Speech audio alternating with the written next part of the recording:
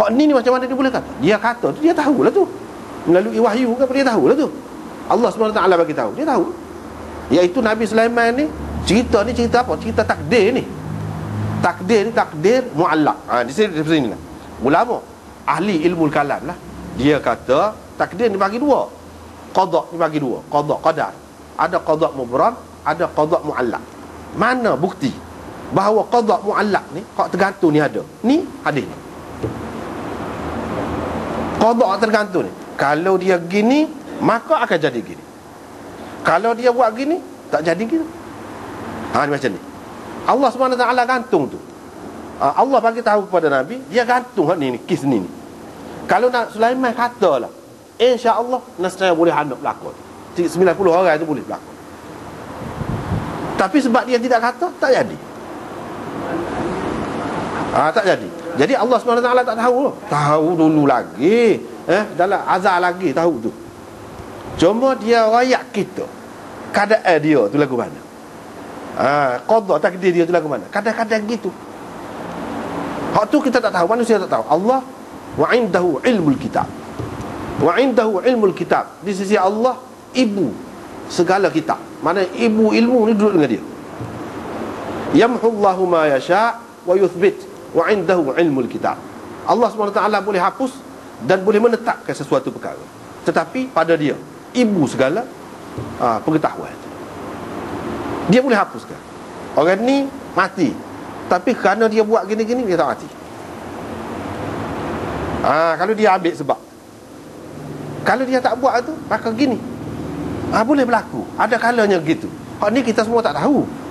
Allah SWT di sisi dia tahu. Ada juga buatlah mana-mana pun mesti mati dah orang. Siapa ada masa dia. Tu hak mubram apa panggil. Hak muallaq ni lagu sat ni. Inilah bukti bahawa qada muallaq itu ada, takdir muallaq itu ada. Iaitu dia kata, kalau Sulaiman kata, tapi waktu dia tak kata, maknanya Allah SWT gantung tu. Kalau gini, maka gini. Tapi dia tak buat, dah lah. Dalam ilmu Allah SWT memang dia tahu dah Nabi Sulaiman tidak akan dapat anak ketika tu. Dia tahu dah. Tapi dia gantung gitu. Dia gantung gitu. Supaya apa? Supaya kita ni ada buat sesuatu lah, ada ikhtiar, ada usaha. Ada usaha. Jangan kita kata dah takdir tak boleh nak, tak ada apa dah, tak boleh nak apa. Kita tak tahu waktu tu. Takut waktu tu masuk dalam qada muallaq untuk kita. Maka ada baiknya kita berubah. Misalnya kita kata boleh jadi siap, boleh jadi. Kalau kita tak ubah, ada. Kita tak tahu, boleh jadi tak ubah, siap, boleh jadi. Tapi mengikut sebab biasalah, hak zahir gitu. Tak apalah. Jadi hak nak sininya, bila dia tidak kata insya-Allah, artinya dia bersumpah. Sebab dia kata la atufanna. Lam itu lam qasam.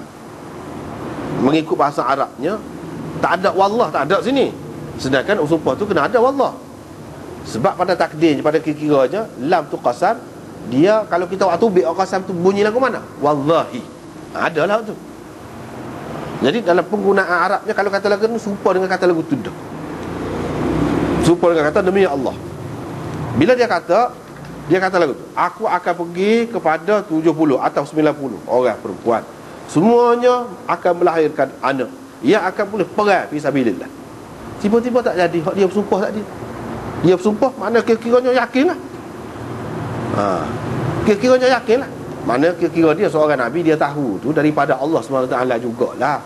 Allah SWT jugalah bagi kepada dia gini-gini tu. Tetapi perincian dia tu tidak diberikan. Dia terlupa di situ.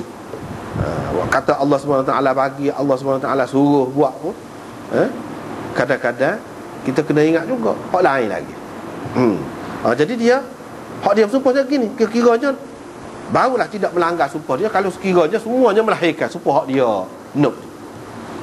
Mungkin dia sumpah nak jadi gitulah, tiba-tiba tak jadi. Ini bermakna tak jadilah apa hak dia sumpah. Artinya kalau mengikut syariat kita ni, kena kafarah lah, kena bayar kafarah lah. Tapi kalau dia kata insya-Allah, dia tidak kena bayar kafarah apa-apa, sebab dia tidak melanggar sumpah dia tu. Kalau dia kata insya-Allah, yang ni kalau Allah nak, maka akan lahirlah 90 orang anak. Kalau Allah tidak nak, dah Ni Allah SWT tidak nak, sebab itu tak jadi. Jadi mana tidak ada apa-apa pelanggaran. Ni macam pelanggaran lah ada. Bila melanggar, maka kena bayar kafarah. Gitu. Hak bak kita nak ni. Bak kita ni cara kau tu lah, cara kau sumpah tu. Kalau ada pengecualian, maka tidak akan berlaku pelanggaran terhadap sumpah itu. Tapi oleh kerana tidak ada pengecualian, jadi Nabi Sulaiman jadi sudah langgar lah. Mana tak betul lah apa hak dia sumpah tu. Tidak berlaku.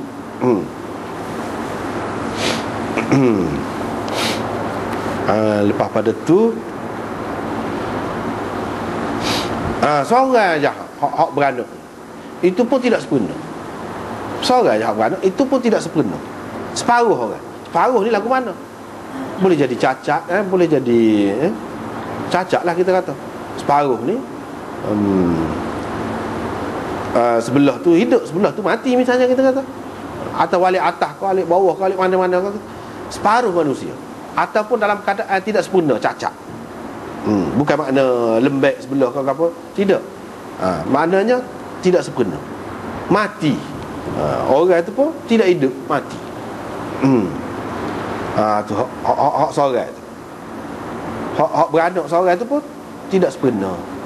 Separuh budak. Separuh budak tu maksudnya tidak sempurna. Dan kemudiannya mati.